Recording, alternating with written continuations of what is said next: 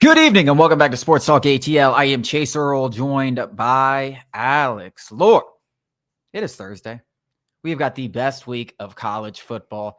I feel like we say that a little bit too often, but this feels like, I feel like you didn't used to get weeks like this, man. With the schedules the way that they are, Oregon, Penn State, Georgia, Alabama, LSU, Ole Miss, even some of these other games that are interesting. Ohio State going to Washington. Notre Dame, Arkansas is interesting to me. Yes, extremely interesting. Extremely interesting. Who does A&M play? A&M plays somebody too. Auburn. That's an interesting game. Just a ridiculous week of college football. But of course, this is a Georgia-based show, and the biggest game of the week, in my opinion, is Georgia and Alabama. Who is this Crimson Tide team? They've looked like a totally different bunch, but they played scrubs. Now everybody's excited. They also have Kirby Smart's number. Who is this Georgia team?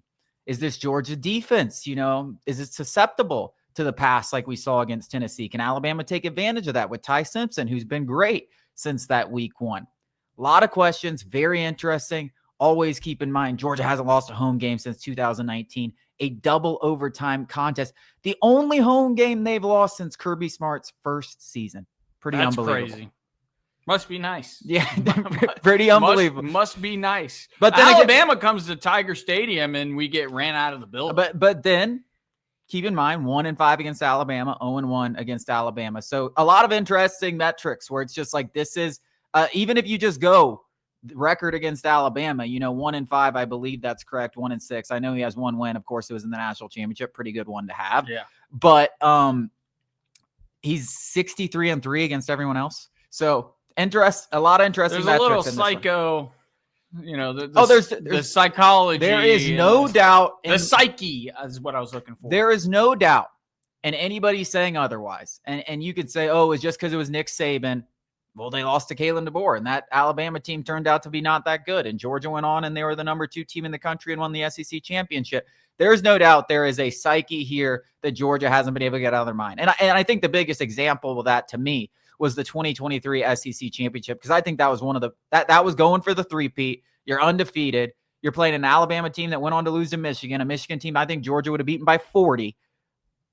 They lost that game, and they got beat. They got handled in that game. They had no business losing that game. I think there's no doubt that the psyche Alabama has held over Georgia is real, because they do not play their best games against Alabama. No. I mean, last year, we were all talking about this Alabama team sucking and Jalen Milroe being a running back. And then he goes out and has an unbelievable performance against Georgia in Bryant-Denny. And, it fooled everybody.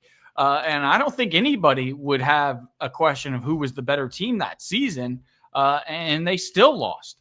I see Georgia fans on Twitter, our friends, Baxter Street boys, Jake, the boys over there trying to say, we're the bullies. We are not underdogs. You could say it. I don't really believe you. You've got that victim mentality going on in this relationship. And listen, it takes one to know one. I'm an LSU fan. It takes one to know one, guys. I know what it's like to not be able to get that monkey off your back. And when you do, I know the feeling of euphoria when you finally do. But you don't have to pretend like you're the tough guy in this situation when you haven't been, even against Kalen DeBoer. With that being said, this is between the hedges. That does matter. I think maybe more than ever in college football, playing at home, it really does matter, regardless of who you are or what, stadium you're in, especially in the SEC, every single stadium outside of Vaught. That's why this game is at 3:30, Lane Kiffin, because you have a 50,000 person stadium, you bums. But Sanford is going to be louder and crazier than it has been in a very, very, very long time. It is going to be a tremendous experience to be in that building. How will Ty Simpson respond? We know Kalen DeBoer doesn't really ever play his best game or coach his best games on the road. I mean, much is sure. Much is. But then on the other hand, every big game he's played has been like every good performance we've seen from Alabama under his tenure has been in these big games. You think back to LSU when they came on the road at night. I mean, it was like a 1-point spread. They win 42-6. They played Georgia last year. They looked like we were all like, wow, no drop off from Saban. Exactly like you said. You go back to his Washington days when he was a 10-point underdog multiple times against Oregon, went out there and went. Texas. Like, so in these big games, DeBoer has had a lot of success. It's been able to carry that success into Florida State and into Vanderbilt. Yeah, Florida State, I don't know. Yeah, but I don't know. Maybe they just didn't take him seriously. Yeah. Well, and I agree. I mean, that's what makes this one so intriguing. I mean, like the pointers on everything are going in opposite directions. It's like, my gut is pulling me. My brain's pulling me. Which me. one of these storylines is going to play out? You know, my gut feeling, honestly, I think this is the time Georgia gets it done. I do too. My gut is pulling me Georgia, and my brain is saying, no, bet Bama. I think this is the time that Kirby Smart, I think Kirby Smart, and I think what he did against Tennessee was a masterclass in coaching. It was unbelievable. I mean, they were so outmatched for the first, 4 possessions. And he went in there and did something you don't see a lot of coaches do these days. It's usually like, we got the game plan. It's the game plan. Hopefully it works. I know what works for us. I know it doesn't work for them. And then someone else counteracts that and they're like, crap, I don't know what to do. I mean, the way that Georgia was able to have so much more success defensively against Joey Aguilar. I know they had some big plays in the second half, but down for down, they dominated that second half. And they did it on the offensive side too.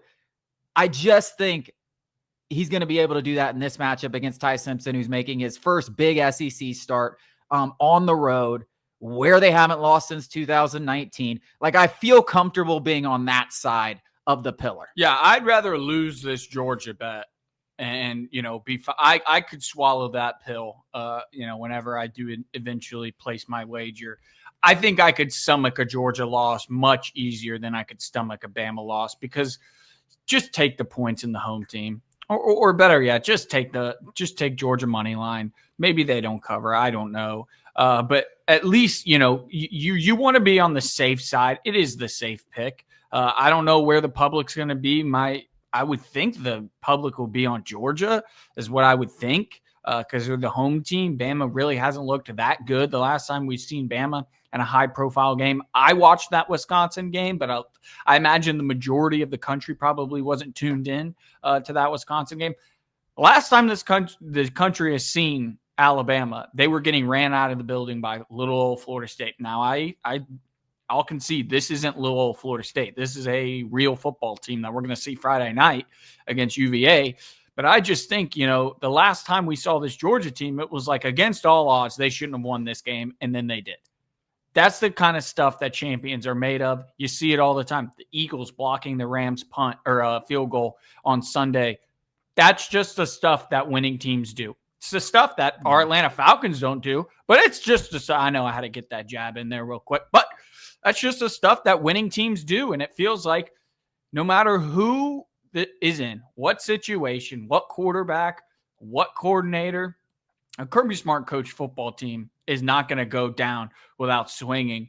I don't know about that with this Bama team and Kalen DeBoer. I just don't know. Another interesting aspect, I mean, I especially with John Mateer, going out and being injured, I think he was kind of a clear front runner in the Heisman conversation. I think whichever quarterback steps up and wins this game for their team, Gunnar Stockton already has one of those kind of performances against Tennessee. If he does that again against Alabama, I think you have a front runner right there for the Heisman Trophy. I just think this Georgia team is going to come out so much more motivated than everybody, goes, oh, Kirby Smart, he feeds his team just bull crap. Nobody believes in you. Nobody actually does. Georgia, I just heard this. Georgia has not gotten one first place vote in the AP poll, in the AP voting. That is absurd. Absurd. I imagine he's using that. Nobody believes in you guys. It's very possible they have the best win of anybody in the country right now on the road against that Tennessee team that, we'll see how things play out. Obviously, we don't have enough of a sample size against these teams against other teams, but it's very possible right now the way that I've seen all of these teams play. I think Tennessee's pretty damn good. I thought Syracuse just sucked. Syracuse is pretty damn good, too. Yeah, and they went out and handled them, and they went out and handled Georgia for most of that game. Probably should have won it. Definitely should have won. Yeah, so I think that's the most impressive win right now on anybody's resume, and I think this is an opportunity to be right up there for the Georgia Bulldogs early. Like I said, my gut leans towards trusting Kirby Smart. I think I'd rather lose that. I could stomach that loss. in terms of a gambling perspective more than I could stomach, taking a risk on a Kalen DeBoer coached Bama team on the road with Ty Simpson making his first big start with a bunch of guys who didn't even look like they wanted to play week 1 against Florida State. Like, where I lose that bet, I go, yeah, idiot. Everything you saw was pointing towards Georgia. At least in that regard, you can be like, yeah, I mean, Bama just came out and played a game that we really hadn't seen them play this year yet. Yeah. And which defense can step up? Because the defense, both of these defenses don't look like they are quite what which is typically we thought they were going to be. Which is typically what you expect from Alabama. I mean, this and Georgia. You expect those two programs. I mean, to have two of the best defenses on in the paper, country. they should be two of the best teams in the and in both of their big matchups, they got beat. They got beat, but Tennessee beat them, for 4 quarters, and they made some adjustments there. But the overall, when you score 40+ points, you got beat. There's no way to get around that. And then on the other side, I mean, that Alabama defensive performance we saw against Florida State was well known and embarrassment. I mean, the effort, there was nothing there. There were long drives. They couldn't get off the field on 3rd down, which has been a problem for years now at Alabama that they didn't have under Nick Saban.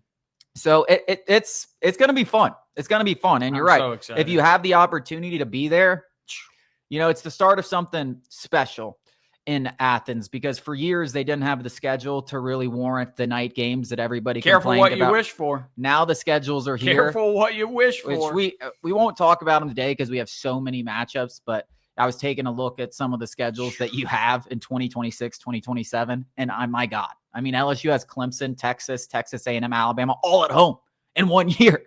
That's just we go to Neyland. And Vol. No. We got more college football on this great week 5 coming up.